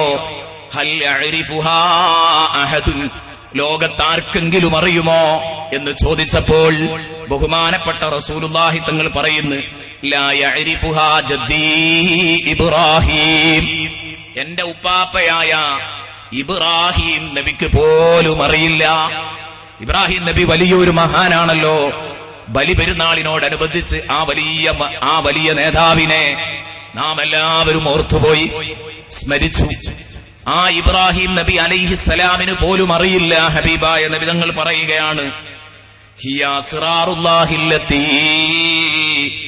ലാ യത്ലിഉ അലൈഹാ നബിയ്യും മുർസലുൻ വലാ മലക്കും മുഖറബ്. ഒരു നബിക്കോ റബ്ബിന്റെ സാമീപ്യം നേടിയ മാലാക്കമാർക്കോ എത്തി നോക്കാൻ കഴിയാത്ത ചില രഹസ്യങ്ങളാണവ, ചില രഹസ്യ കോഡുകളാണ്. അതുകൊണ്ട് അത് നിങ്ങൾക്കറിയില്ല. ഉടനെ തന്നെ ഹബീബായ റസൂലുള്ളാഹി സ്വല്ലല്ലാഹു അലൈഹി വസല്ലമ തങ്ങൾക്ക് ഇതറിയോ? അതേ, മുത്തുനബി തങ്ങൾക്കറിയും. എന്തുകൊണ്ട്? ഒരു ഹദീസിൽ കാണാം, ഹബീബായ നബി തങ്ങൾ പറയുകയാണ്, ഇന്ന ജിബ്രീൽ അലൈഹിസ്സലാം നസല ബിഖൗലിഹി തആല കാഫ് ഹാ യാ ഐൻ സ്വാദ്. ജിബ്രീൽ അലൈഹിസ്സലാം വഹിയുമായി സാധാരണ വരുന്നത് പോലെ ഒരു ദിവസം വന്നപ്പം കാഫ് ഹാ യാ ഐൻ സ്വാദ്, ഈ അക്ഷരക്കൂട്ടുകൾ, ഈ 5 അക്ഷരക്കൂട്ടുകളാവെന്ന് പറഞ്ഞത് റസൂലുള്ളാഹി പറയുന്നു. ഫലമ്മാ ഖാല കാഫ്, ജിബ്രീൽ അലൈഹിസ്സലാം വന്ന് അത് ഓതേണ്ട നിയമം പറയുകയാണ്. കാഫ് ഖുൽതു അലിംതു, ഞാൻ പറഞ്ഞു അതൊക്കെ എനിക്ക് മനസ്സിലായി പോയല്ലോ. ഉടനെ തന്നെ ജിബ്രീൽ പറഞ്ഞു, ഹാ ഖുൽതു അലിംതു, ഞാൻ പറഞ്ഞു അതും എനിക്ക് മനസ്സിലായി ജിബ്രീലേ. ഉടനെ തന്നെ പറഞ്ഞു, യാ ഖുൽതു അലിംതു, ഞാൻ പറഞ്ഞു എനിക്ക് ശരിക്കും ബോധ്യപ്പെട്ടിരിക്കുന്നു അതിന്റെ ആശയങ്ങൾ. സഈൻ എന്ന് തുടർന്ന് ജിബ്രീൽ പറഞ്ഞപ്പോ അപ്പോഴും പറഞ്ഞു റസൂലുള്ളാഹി, അലിംതു, എനിക്ക് മനസ്സിലായി. സ്വാദ് എന്ന് അവസാനമായി പറഞ്ഞപ്പോ നബി തങ്ങൾ പറഞ്ഞു, അലിംതു, എനിക്ക് മനസ്സിലായി പോയി. നബി തങ്ങൾ പറയാണ്, ഫഖാല ജിബ്രീൽ, അപ്പൊ ജിബ്രീൽ ചോദിക്കുകയാണ്, കൈഫ അലിംത മാ ലം അഅലം യാ റസൂലല്ലാഹ്, നബിയേ, എനിക്ക് പോലും അറിയാത്ത കാര്യം നിങ്ങൾക്കിത് മനസ്സിലായല്ലോ, വല്ലാത്ത ഒരത്ഭുതം തന്നെ. ഹബീബായ റസൂലുള്ളാഹി സ്വല്ലല്ലാഹു അലൈഹി വസല്ലമ തങ്ങളോട് പറയുകയാണ്, അത് തന്നെയാണ് അല്ലാഹ് പറഞ്ഞത്, വഅല്ലമക മാ ലം തകുൻ തഅലം, നബിയെ നിങ്ങൾക്കറിയാത്ത സർവ്വ കാര്യങ്ങളും അല്ലാഹ് നിങ്ങൾക്ക് പഠിപ്പിച്ചു തന്നു. വഅല്ലമക മാ ലം തകുൻ തഅലം, ഞാൻ സംസാരിക്കുന്നത് പ്രത്യേകിച്ച് ഈ നാട്ടിൽ നിന്നാകുമ്പം ഈ മണ്ണിൽ എല്ലാ വിഭാഗത്തിനും വളക്കൂറുള്ള ഒരു മണ്ണാണ്. ഞാൻ പറയുന്നു എന്റെ പ്രിയപ്പെട്ട കൂട്ടുകാരോട്, വ്യതിയാന ചിന്താഗതിക്കാരെങ്കിലും എന്റെ ശബ്ദം ശപിക്കുന്നുണ്ടെങ്കിൽ വളരെ ഗൗരവത്തോടെ ആലോചിക്കണം. ഹബീബായ റസൂലുള്ളാഹിയുടെ ഇൽമിന്റെ റേഞ്ച് നിശ്ചയിക്കാൻ നടക്കുന്ന ചില വിവരദോഷികളുണ്ട്. ആ കൂട്ടത്തിൽ നമ്മൾ പെട്ടുപോകരുത് കേട്ടോ. ഖുർആനാ പറയുന്നത്, വഅല്ലമക മാ ലം തകുൻ തഅലം. നബിയെ, നിങ്ങൾക്കറിയാതിരുന്ന സർവ്വ വിഷയവും അല്ല നിങ്ങൾക്ക് പഠിപ്പിച്ചു തന്നു നബിയെ. വകാന ഫദ്ലുല്ലാഹി അലൈക അളീമാ, വകാന ഫദ്ലുല്ലാഹി അലൈക അളീമാ. ലോകത്തൊരാൾക്കുമില്ലാത്ത ഈ ഒരു വലിയ ആനുകൂല്യം നിങ്ങൾക്ക് ചെയ്തപ്പോൾ വകാന ഫദ്ലുല്ലാഹി അലൈക അളീമാ, നബിയെ, അല്ലാഹു നിങ്ങൾക്ക് നൽകിയ ഈ ഒരു ആനുകൂല്യം, അല്ലാഹു നിങ്ങൾക്ക് നൽകിയ ഔദാര്യം നബിയെ, അത് അപാരമാകുന്നു. വകാന ഫദ്ലുല്ലാഹി അലൈക അളീമാ, അല്ല നിങ്ങൾക്ക് നൽകിയ ബഹുമാനം അത് എല്ലാ നിലക്കും അപാരമാകുന്നു. കണക്കും കയ്യുമില്ലാതിനും അല്ല ചെയ്തു തന്ന ഔദാര്യം, നിങ്ങൾക്ക് ചെയ്തു തന്ന ഔദാര്യം. നിങ്ങൾ ഖുർആൻ മുഴുവൻ ഓതി നോക്ക്. ഖുർആനിൽ പല നബിമാരുടെയും കഥ പറയുന്നുണ്ട്. കലീമുല്ലാഹി മൂസ അലൈഹിസ്സലാമിനോട് അല്ല സംഭാഷണം നടത്തിയ കഥകൾ എത്രയോ സ്ഥലത്തുണ്ട്. എവിടെയെങ്കിലും നിങ്ങൾ കാണിച്ചു തരോ മുത്തു നബിയോടല്ലാതെ ആരോടെങ്കിലും ഒന്ന് അല്ല പറഞ്ഞത് വകാന ഫദ്ലുല്ലാഹി അലൈക അളീമാ, അല്ല നിങ്ങൾക്ക് ചെയ്ത ആനുകൂല്യങ്ങൾ എത്ര വലുതാണ് നബിയേ, എത്ര വലിയ സ്ഥാനമാ നിങ്ങൾക്ക് നൽകിയത്. ഇന്നാ അഅ്തൈനാകൽ കൗസർ, നബിയെ, എണ്ണിയാലൊടുങ്ങാത്ത അനുഗ്രഹങ്ങളാണ് അങ്ങേക്ക് നമ്മൾ തന്നത്. ഇന്നാ അഅ്തൈനാകൽ കൗസർ, ധാരാളം അനുഗ്രഹങ്ങൾ നബിയെ നിങ്ങൾക്ക് നൽകിയിരിക്കുന്നു. ആ അനുഗ്രഹങ്ങളിൽ ഏറ്റവും പ്രധാനപ്പെട്ടതാണ് ഹൗദുൽ കൗസർ. അതടക്കമുള്ള എണ്ണിയാലൊടുങ്ങാത്ത അനുഗ്രഹങ്ങൾ നിങ്ങൾക്ക് നൽകിയില്ലേ നബിയെ. അതൊക്കെ വിശദീകരിക്കുമ്പോ ഇന്നഅഅ്തൈനാകൽ കൗസർ എന്നതിന്റെ വ്യാഖ്യാനം മാത്രം പറയുകയാണെങ്കിൽ മുത്തുനബിക്ക് അള്ളാഹു കൊടുത്ത ആ ആനുകൂല്യങ്ങളുടെ പട്ടിക ചെറുതായിട്ടെങ്കിലും ഒന്ന് പറയണം. അനുഗ്രഹങ്ങളുടെ പട്ടിക പറഞ്ഞു തീർക്കാൻ കഴിയില്ല. ഇൻഷാ അല്ലാഹ് ഞാൻ തൊട്ടടുത്ത ഈ സൂറത്തുൽ കൗസർ 3 ദിവസം അവതരിപ്പിക്കണമെന്ന് കരുതുന്നുണ്ട്. ഓരോ ആയത്തുകൾ ഓരോ ദിവസം. ഇന്നഅഅ്തൈനാകൽ കൗസർ എന്ന് പറഞ്ഞ് നബി സല്ലല്ലാഹു അലൈഹി വസല്ലമ തങ്ങൾക്ക് അല്ലാഹു എന്ത് നൽകി, ഖുർആനിന്റെ ആയത്തുകൾ വെച്ച് തന്നെ ഇൻഷാ അല്ലാഹ് സംസാരിക്കാം. വകാന ഫദ്ലുല്ലാഹി അലൈക അളീമാ, നബിയെ, നിങ്ങൾക്ക് അല്ലാഹു ചെയ്തു തന്ന അനുഗ്രഹങ്ങൾ അപാരമാണ് നബിയെ. അല്ലാഹു തആല പറയുന്നു, ആ നബിതങ്ങൾക്കെല്ലാം അറിയും. ഇനി കണ്ടോ നിങ്ങൾ, നബിതങ്ങളാ പറയുന്നത്. ഞാൻ കേട്ടു ഒരിക്കലൊരു സീഡിയിൽ ഒരു മൗലവി ഇങ്ങനെ പ്രസംഗിച്ചുകൊണ്ടിരിക്കുകയാണ്. എന്താ പറയുന്നത്? മുസ്ലിയാക്കന്മാര് പറയുന്നത്, അള്ളാഹുവിന്റെ റസൂലിനെ ഇപ്പോ ഇവിടെ നടന്നുകൊണ്ടിരിക്കുന്ന വർത്തമാന കാലത്ത് നടന്നുകൊണ്ടിരിക്കുന്ന കാര്യങ്ങളെക്കുറിച്ച് പോലും അറിയുമെന്നാ പറയുന്നത്. ഇന്ന് നമുക്കുള്ള വിവരമൊക്കെ അള്ളാഹിന്റെ റസൂലിനുണ്ടായിരുന്നു. ഇതെങ്ങനെ പറയാൻ പറ്റുമോ? പറ്റില്ലേ എന്ന് റസൂലുള്ള പറയട്ടെ. അല്ല പറഞ്ഞു വഅല്ലമക മാ ലം തകുൻ തഅലം. അള്ളാഹിന്റെ റസൂല് പറഞ്ഞതോ ഊതീതു ഇൽമൽ അവ്വലീന വൽ ആഖിരീൻ. സദഖ റസൂലുള്ളാഹി. ഊതീതു ഇൽമൽ അവ്വലീന വൽ ആഖിരീൻ. ആദ്യത്തവരുടെയും അവസാനത്തവരുടെയും വിവരം മൊത്തം എനിക്ക് പതിച്ചു നൽകിയിരിക്കുകയാണ്. ഹബീബ് പറയുന്നു, എനിക്ക് തന്നതാണ്. ഊതീതു, എനിക്ക് നൽകപ്പെട്ടു. ഇൽമൽ അവ്വലീന വൽ ആഖിരീൻ. ആദ്യത്തവരുടെയും അവസാനത്തവരുടെയും വിവരം എന്റെ കയ്യിലുണ്ട്. എന്താ പറയുന്നതിന് വിഷമം? എത്രയോ സംഗതികൾ അതിന് തെളിവായി പറയാനില്ലേ? 21-ാം നൂറ്റാണ്ടിൽ നടക്കാൻ പോകുന്ന കാര്യം ഹബീബ് മുഹമ്മദുർ റസൂലുള്ളാഹി തങ്ങളെന്ന് പ്രഖ്യാപിക്കുകയാണ്. 20-ാം നൂറ്റാണ്ടിലും 19-ാം നൂറ്റാണ്ടിലും ഒക്കെ നടന്നുപോയ കാര്യങ്ങളെക്കുറിച്ച് ഹബീബായ റസൂലുള്ളാഹി എന്ന് പ്രഖ്യാപിക്കുകയാണ്. ആ സമയത്ത് റസൂലുള്ളാഹി തങ്ങൾക്ക് വരാൻ പോകുന്ന കാര്യങ്ങളും കൂടെ അല്ല അറിയിച്ചു കൊടുത്തു എന്ന് പറഞ്ഞാൽ, നബിതങ്ങൾ അല്ല എനിക്കത് അറിയിച്ചു തന്നിരിക്കുന്നു എന്ന് പറഞ്ഞാൽ, നബിയോട് നിങ്ങൾ അങ്ങനെയൊക്കെ പറയും, അള്ളാഹുവിനോട് നീ അങ്ങനെയൊക്കെ പറയും, എന്നാലും ഞങ്ങൾ വിടൂല, ഞങ്ങളോട് ചോദിക്കാതെ നീ എങ്ങനെ മുത്തുനബിക്ക് അങ്ങനെ അങ്ങോട്ട് കൊടുക്കുക എന്ന് ചോദിക്കുന്നത് ധാർഷ്ട്യമല്ലേ സഹോദരന്മാരെ? ഞാൻ പറയുന്നു, ഒരിക്കലും എന്റെ പ്രിയപ്പെട്ട സഹോദരന്മാർ തെറ്റുധരിച്ചു പോകാൻ പാടില്ല. ഇമാം ബുസൈരി റളിയല്ലാഹു അൻഹു പറഞ്ഞത് എത്ര വലിയ സത്യമാണ്. فاق النبيين في خلق وفي خلق ولم يدانوه في علم ولا كرم وكلهم من رسول الله ملتمس غرفا من البحر على حبيبك خير الخلق كلهم. ഹബീബായ നബി തങ്ങളുടെ പേരിൽ ഉറക്കെ ചൊല്ലണം സ്വലാത്ത്. ചെറിയ കാര്യമല്ല, ഇൻഷാ അല്ലാഹ് അതിലേക്കൊക്കെ നമ്മൾ കടന്നു വരുന്നുണ്ട്. സൂറത്തു യാസീനിലൂടെ അങ്ങനെ കടന്നു പോകുമ്പം നമുക്ക് ധാരാളം വിഷയങ്ങൾ പഠിക്കാനുണ്ട്. എല്ലാ വിഷയങ്ങളും നമുക്ക് പഠിക്കാം. ഇമാം ബുസീരി പറഞ്ഞു, ഓരോ വരികളും ഓരോ ദിവസം കണ്ട് വിശദീകരിക്കേണ്ടതാണ്. ഫാഖൻ നബിയീന, ഈ നബിതങ്ങൾ എല്ലാ നബിമാരുടെയും മുകളിലാണ്. ഫീ ഖൽഖിൻ വഫീ ഖുലുഖി, ശരീരഭംഗിയിൽ ആകാരഭംഗിയിൽ റസൂലുള്ളാഹി എല്ലാവരുടെയും മുമ്പിലാണ്. വഫീ ഖുലുഖി, സ്വഭാവത്തിന്റെ കാര്യത്തിൽ റസൂലുള്ള മുമ്പിലാണ്. ഉദാഹരണങ്ങൾ പറഞ്ഞാൽ തീരാൻ പോകുന്നില്ല. വലം യുദാനൂഹു ഫീ ഇൽമിൻ വലാ കറമി, വലം യുദാനൂഹു, മറ്റുള്ള നബിമാര് മുത്തുനബിയുടെ അയലത്ത് പോലും എത്തിയിട്ടില്ല.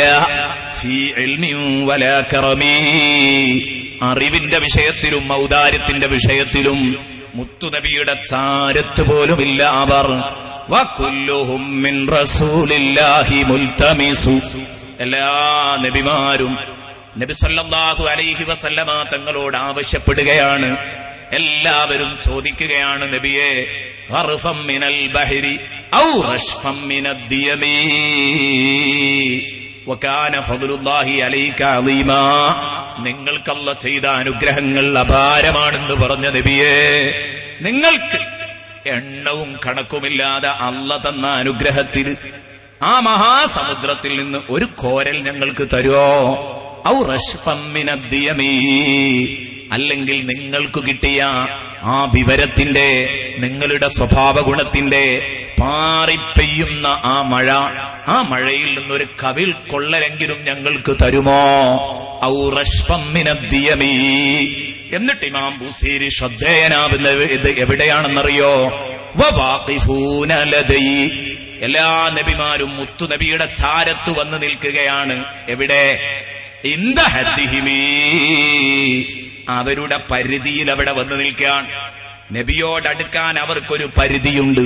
ആ പരിധി വിട്ട് ആ ബൗണ്ടറി ഛേദിച്ചിങ്ങ് പോരാൻ കഴിയില്ല. ആ പരിധിയിൽ അവിടെ നിൽക്കുന്നു. ആ പരിധി, അതിന്റെ വലുപ്പം അളക്കുകയാണ് ഇമാം ബുസീരി. മിൻ നുഖ്തത്തിൽ ഇൽമി ഔ മിൻ ശകിലത്തിൽ ഹികമി, മിൻ നുഖ്തത്തിൽ ഇൽമി, നബിയെ അങ്ങയുടെ പരന്നു കിടക്കുന്ന പാരാവാരം പോലെയുള്ള അറിവിൽ നിന്നുള്ള ഒരു പുള്ളിയാണ് നബിയെ എല്ലാ നബിമാരുടെയും വിവരം. മിൻ നുഖ്തത്തിൽ ഇൽമി, നുഖ്ത എന്ന് പറഞ്ഞാൽ ഒരു പുള്ളിയാണ്. നിങ്ങൾ ആലോചിച്ച് നോക്കൂ, എന്റെ കയ്യിലുള്ളത് മുസ്ഹഫ്, വിശുദ്ധ ഖുർആൻ. ഈ ഖുർആനില് എത്ര അക്ഷരങ്ങള്, ലക്ഷക്കണക്കിന് അക്ഷരങ്ങള്.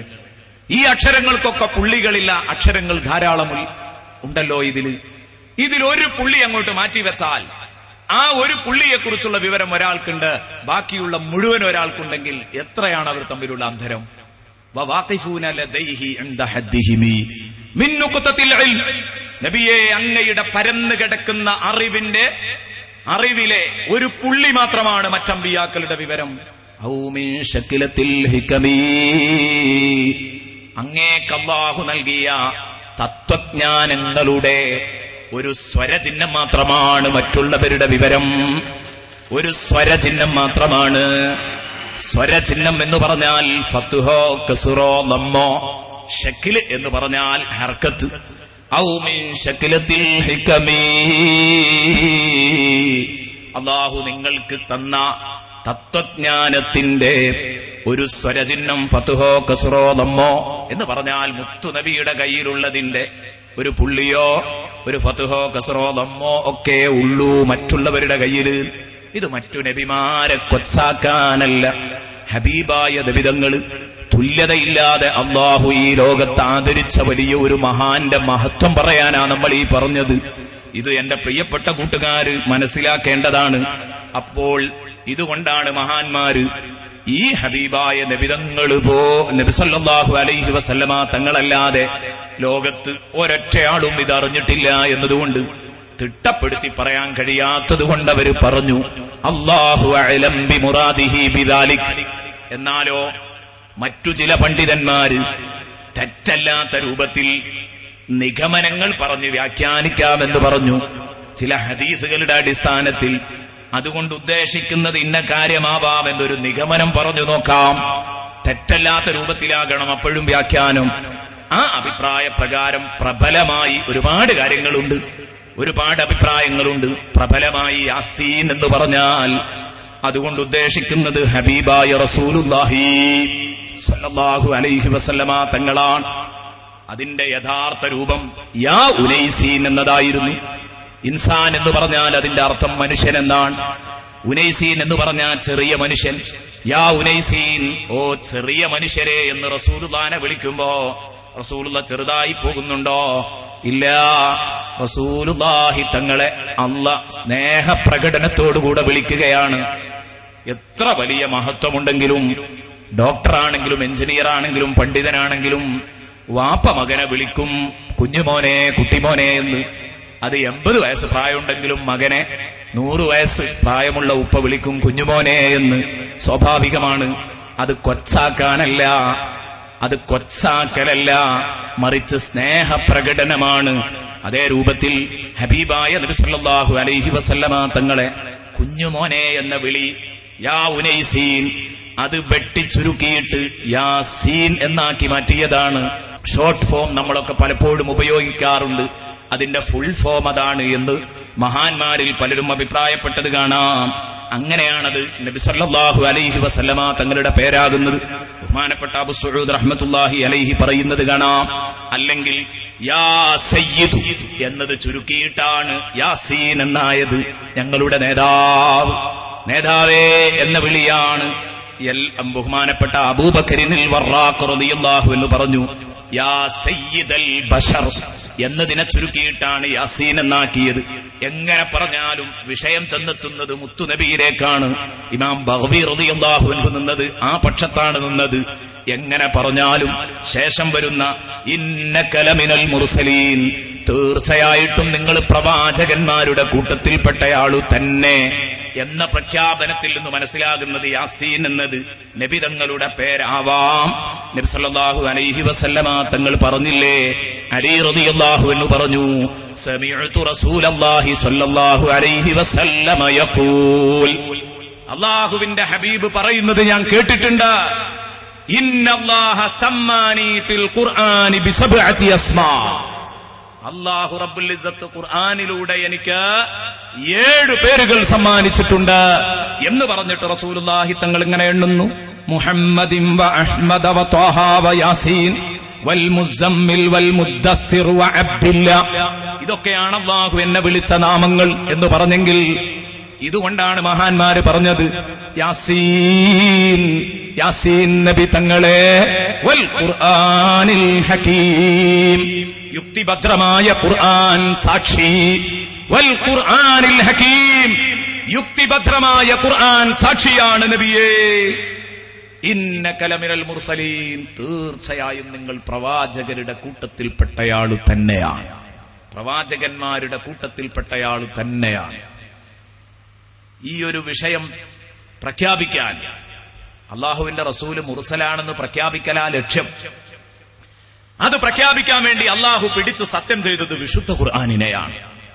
കേവലം ഖുർആൻ സാക്ഷി എന്നാണോ പറഞ്ഞത്? അല്ല. വൽ ഖുർആനിൽ ഹകീം, യുക്തിഭദ്രമായ ഖുർആൻ സാക്ഷിയാണ്. യുക്തിക്ക് നിരക്കാത്ത ഒരക്ഷരം പോലും വിശുദ്ധ ഖുർആനിന്റെ 6000 ചില്ലാനം വചനങ്ങളിൽ എവിടെയും കാണാൻ കഴിയില്ല. എല്ലാം യുക്തിഭദ്രമാണ്. ആധുനിക ശാസ്ത്രം വളരെ പാടുപെട്ടു ഗവേഷണങ്ങൾ നടത്തി വസ്തുനിഷ്ഠമായി തെളിയിച്ചിരിക്കുന്ന പല കാര്യങ്ങളും 20-ാം നൂറ്റാണ്ടിലും 19-ാം നൂറ്റാണ്ടിലുമൊക്കെ ഖുർആനിൽ ശാസ്ത്രജ്ഞന്മാര് കണ്ടെത്തിയ കാര്യങ്ങൾ അത് പച്ചയായി ഇങ്ങനെ കണ്ടുകൊണ്ടിരിക്കുമ്പോ ഈ വിശുദ്ധ ഗ്രന്ഥത്തിൽ കണ്ടെത്താനാകുമ്പോൾ പിന്നീട് മോറിസ് ബുക്കായിക്ക് താമസമുണ്ടായില്ല. മാത്രമല്ല ഇതുപോലെ ലിയോപോൾസിന് താമസമുണ്ടായില്ല. അതേ രൂപത്തിൽ തന്നെ രാജാ ഗരോഡിക്ക് താമസമുണ്ടായില്ല. രണ്ടാമതൊന്നും ആലോചിക്കേണ്ടി വന്നില്ല. മോറിസ് ബുക്കായിയെ അത്ഭുതപ്പെടുത്തിയത് വിശുദ്ധ ഖുർആനിലെ ഭ്രൂണശാസ്ത്രമാണ്. ഒരു ഗർഭസ്ഥ ശിശുവിന്റെ വിവിധ ഘട്ടങ്ങളെക്കുറിച്ച് വിശുദ്ധ ഖുർആൻ പറഞ്ഞ ആശയങ്ങൾ കണ്ടപ്പോൾ അതിനു മുമ്പിൽ അന്തിച്ചു നിന്നിട്ട് പറയുകയാണ്, ഇതൊക്കെ ഒരു സർവകലാശാലയിൽ നിന്ന് ഡിഗ്രി എടുത്ത് ഇറങ്ങി വന്ന ഒരാൾ വിളിച്ചു പറയുന്നെങ്കിൽ അത്ഭുതപ്പെടാനില്ലായിരുന്നു. പക്ഷേ മോറിസ് ബുക്കായിയുടെ ഭാഷയിലാ ഞാൻ പറഞ്ഞത്. ആടുമേച്ച് നടക്കുന്ന മുഹമ്മദുർ റസൂലുള്ളാഹി ഇതൊക്കെ എങ്ങനെ പറഞ്ഞു? അവിടെ ദൈവികമായ ചില ഇടപെടലുകൾ നടക്കാതെ ഇത്രയും ആരുറപ്പുള്ള വചനങ്ങൾ വിളിച്ചു പറയാൻ കഴിയില്ല. ഇത് വിളിച്ചു പറയാൻ കഴിഞ്ഞിട്ടുണ്ടെങ്കിൽ അവിടെ ചില ഇടപെടലുകൾ നടന്നിട്ടുണ്ട്, അള്ളാഹുവിൽ നിന്നുള്ള ഇടപെടലുകൾ. അതുകൊണ്ടാണ് അവർ ഇസ്ലാമിലേക്ക് കടന്നു വരാൻ തയ്യാറായത്. ഒരു ഗർഭസ്ഥ ശിശുവിന്റെ വിവിധാവസ്ഥകളെക്കുറിച്ച് വിശുദ്ധ ഖുർആൻ പറയുന്നുണ്ട്. ഒരു സമയത്ത് വിസർജിക്കപ്പെടുന്ന ശുക്ലം, ആ ശുക്ലത്തിലുള്ള കോടിക്കണക്കിന് ബീജാണുക്കൾ, അതിലൊരൊറ്റ ബീജാണുവാണ് കേട്ടോ മനുഷ്യൻ. ഞാൻ ഓരോന്നിനും ആയത്തുകൾ വിശദമായി വിശുദ്ധ ഖുർആൻ മുമ്പിലുണ്ട്. അത് മറിച്ചിങ്ങനെ ഓതുമ്പോഴേക്ക് സമയം പോകും. അതുകൊണ്ട് ആയത്തുകൾ അങ്ങനെ ഓതിപ്പോകുന്നേ ഉള്ളൂ. സൂറത്തുൽ ഖിയാമ 37-ാം വചനം, അലം യകു നുതുഫതം മിൻ മനിയ്യിൻ യുംനാ, ഒരു സമയത്ത് സ്രവിക്കുന്ന ശുക്ലത്തിലെ ഒരു ബീജഗണമായിരുന്നില്ലേ ഈ മനുഷ്യൻ? അപ്പോൾ ഒരൊറ്റ ബീജഗണം, ആ ബീജഗണം ഉമ്മയുടെ ഗർഭപാത്രത്തിലേക്ക് ചെന്നു, അണ്ഡവുമായി ചേർന്ന് സിക്താണ്ഡമായി മാറുന്നു. ഇതിനെക്കുറിച്ചാണ് ഖുർആൻ ഇന്നാ ഖലഖനൽ ഇൻസാന മിൻ നുതുഫത്തിൻ അംശാജിൻ നബ്തലീഹ് എന്ന് പറഞ്ഞത്. ഉമ്മയുടെ അണ്ഡവുമായി ചേർന്ന ബീജത്തിനെ കുറിച്ചാണ്, ബീജകണത്തെ കുറിച്ചാണ് യഥാർത്ഥത്തിൽ നുതുഫത്തിൻ അംശാജിൻ എന്ന് പറഞ്ഞത്. അത് കഴിഞ്ഞിട്ട് ആ പോയി നിൽക്കുന്ന സിക്താണ്ഡമില്ലേ, അത് അട്ടയെപ്പോലെ ഗർഭപാത്രത്തിൽ തൂങ്ങിപ്പിടിച്ച് ഒട്ടിപ്പിടിച്ച് തൂങ്ങിക്കിടക്കുന്ന രംഗം. ഖലഖൽ ഇൻസാന മിൻ അലഖ്. നോക്ക് നിങ്ങൾ, അലക്ക് എന്ന് പറഞ്ഞതിന്റെ അർത്ഥം തന്നെ അറബി ഭാഷയിൽ അട്ട എന്നാണ്. അട്ടയെപ്പോലെ ഒട്ടിപ്പിടിച്ച് കിടക്കുന്ന രക്തക്കട്ട, അതാണ് അതുകൊണ്ട് ഉദ്ദേശിക്കുന്നത്. ഇതാണ് സിക്താണ്ഡം എന്ന് പറഞ്ഞതുകൊണ്ട് ഉദ്ദേശിക്കുന്നത്. ഖലഖൽ ഇൻസാന മിൻ അലഖ്, സൂറത്തുൽ അലഖിലെ 2-ാം വചനം. അങ്ങനെ അത് ഒരട്ടയുടെ ആകൃതിയിലാണ് തൂങ്ങിപ്പിടിച്ച് കിടക്കുന്നത്. ഇന്നിതൊക്കെ നിങ്ങൾക്ക് സ്കൂൾ പുസ്തകങ്ങൾ വെച്ച് തന്നെ കാണാൻ കഴിയും. അതിന്റെ ഒരു ഗർഭസ്ഥ ശിശുവിന്റെ വിവിധ ഘട്ടങ്ങൾ, ഒരട്ടയെപ്പോലെ ചുരുണ്ട് കിടക്കുന്ന ആ ആകൃതി. അവിടെ നിന്ന് നീ അങ്ങനെ വളർന്നു വളർന്ന് വളർന്ന് പിന്നീട് ചവച്ചരക്കപ്പെട്ട മാംസ കഷ്ണത്തിന്റെ ആകൃതിയിൽ നീ വന്നു നിൽക്കുന്നു. ചവച്ചരക്കപ്പെട്ട മാംസകഷ്ണം കേവലം ഒരു ശുദ്ധമായ മാംസകഷ്ണമല്ല. ഒരു മാംസകഷ്ണം അങ്ങോട്ട് മുറിച്ചെടുത്താലുള്ള അവസ്ഥയല്ല, അത് അമ്മിയിരുട്ട് കുത്തിച്ചതച്ചാലുള്ള അവസ്ഥ എന്താണോ ആ അവസ്ഥയിലേക്ക് രൂപാന്തരപ്പെടുന്നു. ഇതാണ് ഖുർആൻ പറഞ്ഞത്, സുമ്മ ഖലഖനൻ നുത്ഫത അലഖതൻ ഫഖലഖനൽ അലഖത മുദ്ഗതൻ. മുദ്ഗ എന്ന് പറഞ്ഞാൽ മാംസകഷ്ണം എന്ന് മാത്രമല്ല, അറബി ഭാഷയിൽ മള എന്ന് പറഞ്ഞാൽ ചവച്ചരച്ചു എന്നാണ് അതിന്റെ അർത്ഥം. ചവച്ചരച്ച ആകൃതിയിലുള്ള മാംസകഷ്ണത്തിനാ മുദ്ഗത്ത് എന്ന് പറയുന്നത്. ഫഖലഖനൽ അലഖത മുദ്ഗതൻ. എന്നിട്ടോ ഇവിടെ ആധുനിക ഡോക്ടർമാർ പോലും പഠിപ്പിക്കുന്നത് ഇന്നിതാണ്. ആ ചവച്ചരച്ച മാംസകഷ്ണം പോലെയുള്ള ഈ പിണ്ഡം പിന്നീട് എല്ലായി രൂപാന്തരപ്പെടുന്നു. അല്ലാഹ് പറയുന്നു, ഫഖലഖനൽ മുദ്ഗത ഇളാമാ, ആ മാംസത്തെ നമ്മൾ എല്ലായി സൃഷ്ടിച്ചു. എന്നിട്ടോ ഫകസൗനൽ ഇളാമ ലഹ്മാ, ആ എല്ലിൽ നാം മാംസം പൊതിഞ്ഞുകൊടുത്തു. അങ്ങനെ പിന്നെ അവനങ്ങനെ വളർന്നു. പിന്നെ കുറച്ച് കാലമുണ്ട്, അതിന്റെ ഇടയിലൊക്കെ അല്ലാഹ് സംസാരിച്ചത് ഫ ഫ ഫ എന്ന് പറഞ്ഞാൽ ഉടനെ ഉടനെ ഉടനെ ചെറിയ പീരീഡ് മാത്രമേ ഉള്ളൂ. 40 ദിവസം കഴിയുമ്പോഴേക്ക് രൂപമാറ്റങ്ങൾ വരാൻ. പിന്നെയോ പിന്നെ മാസങ്ങൾ അവിടെ കിടക്കുന്നു. കയ്യും കാലും കണ്ണും മൂക്കൊക്കെ ഉണ്ടായി അവനങ്ങനെ വളരുന്നു. എന്നിട്ട് മാസങ്ങളോളം കിടന്നിട്ട് സുമ്മൻശഅനാഹു ഖൽഖൻ ആഖർ ഫതബാറകല്ലാഹു അഹ്സനുൽ ഖാലിഖീൻ. അവിടേക്ക് ഇങ്ങോട്ട് എത്തിപ്പെടുക.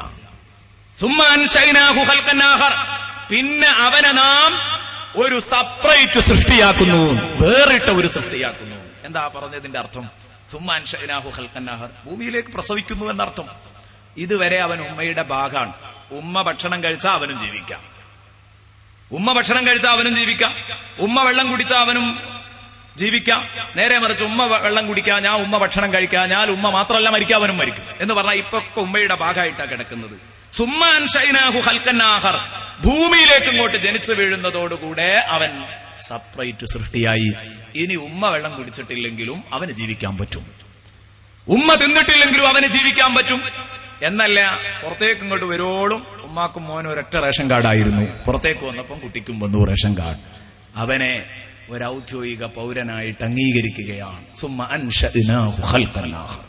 വിശുദ്ധ ഖുർആൻ പറയുന്നു, ഈ ഒരായത്താണ് യഥാർത്ഥത്തിൽ മൊറീസ് ബുഖാരിയെ ചിന്തിപ്പിച്ചത്. അദ്ദേഹം പറഞ്ഞു, സർവകലാശാലയിൽ നിന്ന് ബിരുദം വാങ്ങി വന്നാൽ നമുക്ക് അത്ഭുതപ്പെടാൻ വകയില്ലായിരുന്നു. പക്ഷേ റസൂലുള്ളാഹി തങ്ങൾ ഇത് വിളിച്ചു പറയുമ്പോ എവിടെ നിന്ന് വന്നിട്ടാ പറയുന്നത്? ഇതിന്റെ ആദ്യ വാക്ക് നബി സല്ലല്ലാഹു അലൈഹി വസല്ലം വിളിച്ചു പറയുന്നത് ഹിറാ ഗുഹയിൽ നിന്ന് പൊടി പൊരണ്ട വസ്ത്രവുമായിട്ട് ഇറങ്ങി വന്നിട്ടാ വിളിച്ചു പറയുന്നത്. സർവകലാശാല സർട്ടിഫിക്കറ്റുകൾ കൂടെയില്ല, ഹിറാ ഗുഹയിൽ കിടന്ന ആ വസ്ത്രങ്ങൾ അത് മാത്രം. അവിടെ നിന്ന് വന്നിട്ടാ പറയുന്നത് ഖലഖൽ ഇൻസാന മിൻ അലഖ്. ഇതാണ് വിശുദ്ധ ഖുർആൻ പറഞ്ഞത്, വൽ ഖുർആനിൽ ഹകീം. യുക്തിഭദ്രമായ ഖുർആൻ സാക്ഷിയാണ്. ഇതാണ് ഖുർആനിന്റെ യുക്തിഭദ്രത. എന്നാൽ നിങ്ങൾ ചിന്തിക്കണം, ഇന്ന് ഇതൊക്കെ പറഞ്ഞു, ഇതൊക്കെ തെളിയിക്കപ്പെട്ടു. എങ്ങനെ തെളിയിക്കപ്പെട്ടു?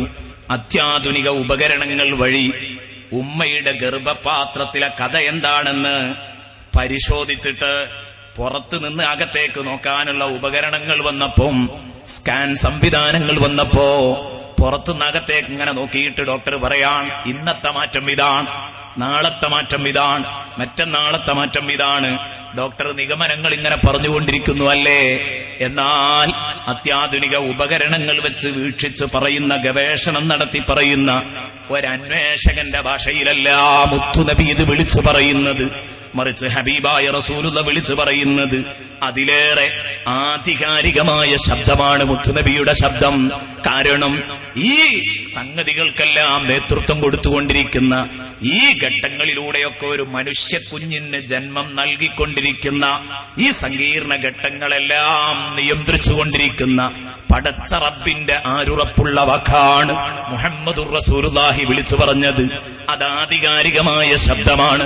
അതുകൊണ്ട് താൽക്കാലികമായി ശാസ്ത്രം എന്തോ നിഗമനം പറഞ്ഞു, അത് ഖുർആനുമായി എതിരാണോ നമ്മൾ മാറ്റി പറയൂല. കാരണം കുറച്ചും കൂടെ മുന്നോട്ട് പഠിക്കുമ്പോ അവർ ഖുർആൻ പറഞ്ഞത് പറയാൻ അവർ നിർബന്ധിതരാകും. പറ്റിയെങ്കിൽ ഇൻഷാ അല്ലാഹ് ചില ഉദാഹരണങ്ങൾ സൂചിപ്പിക്കാം. ഇന്ന് വൽ ഖുർആനിൽ ഹകീം എന്നതിനെ കുറിച്ച് നമ്മൾ പറയാതിരിക്കുന്നത് അദബുകേടാണ്. അത് മനസ്സിലാക്കിയിട്ടാണ് ഇൻഷാ അല്ലാഹ് നാളെ മുതൽ നമുക്ക് കേൾക്കാൻ പറ്റിയ നല്ല വഅദ് നമുക്ക് പറയണം, ഒരുപാട് കാര്യങ്ങൾ പറയണം. അപ്പൊ വൽ ഖുർആനിൽ ഹകീം, വൽ ഖുർആനിൽ ഹകീം, യുക്തിഭദ്രമായ ഖുർആൻ സാക്ഷിയാണ്. ഇനി നോക്ക് നിങ്ങൾ, വേദനാ സംവേദനികൾ കുടിയിരിക്കുന്നത്, മനുഷ്യന്റെ വേദനാ സംവേദനികൾ കുടിയിരിക്കുന്നത് മജ്ജയിലാണെന്നാണ് 3 നൂറ്റാണ്ട് മുമ്പ് വിശ്വസിച്ചിരുന്നത്, 300 കൊല്ലം മുമ്പ് വിശ്വസിച്ചിരുന്നത്. അതുവരെ വിശ്വസിച്ചിരുന്നത് മജ്ജയിലാണ് വേദന എന്നാണ്. എന്നാൽ പിൽക്കാലത്താണ് തായ്ലൻഡിലെ ഒരു സയന്റിസ്റ്റ് കടന്നു വന്നിട്ട് അദ്ദേഹം ഗവേഷണം നടത്തി. അദ്ദേഹം വേദനയെ കുറിച്ച് പഠിച്ചു. മജ്ജയിലല്ലല്ലോ മനുഷ്യന് വേദനിക്കുന്നത്. കാരണോ, ഇഞ്ചക്ഷനൊക്കെ ചെയ്യുമ്പോ തൊലിയിൽ അങ്ങോട്ട് കുത്തുമ്പോഴേക്ക് തന്നെ വേദനയാകുകയാണ്. അപ്പൊ തൊലിയുമായി ബന്ധപ്പെട്ടാണ് വേദനാ സംവേദനികൾ കിടക്കുന്നത് എന്ന് അദ്ദേഹം പഠനം നടത്തി. അദ്ദേഹം ഒരുപാട് നാൾ നടത്തിയ വിശ്രമമില്ലാത്ത പഠനത്തിനൊടുവിൽ മുഴുവൻ ശാസ്ത്രജ്ഞന്മാർക്കും അദ്ദേഹം ബോധ്യപ്പെടുത്തി കൊടുത്തു, മക്കളെ, വേദനാ സംവേദനികൾ മജ്ജയിലല്ല തൊലിയിലാണ് കുടിയിരിക്കുന്നത് പറഞ്ഞു കൊടുത്തു. എന്നിട്ട് തകറ്റാറ്റ് ദേശൻ എന്നാണ് അദ്ദേഹത്തിന്റെ പേര്. ആ തായ്ലൻഡിലെ സയന്റിസ്റ്റ് ഇസ്ലാമിലേക്ക് കടന്നു വന്നു എന്നാണ്. അഷ്ഹദു അല്ലാ ഇലാഹ ഇല്ലല്ലാഹ് വ അഷ്ഹദു അന്ന മുഹമ്മദർ റസൂലുള്ളാഹ് ഉറക്കെ പ്രഖ്യാപിച്ചു. എന്തേ അദ്ദേഹത്തിനുള്ള കാരണം?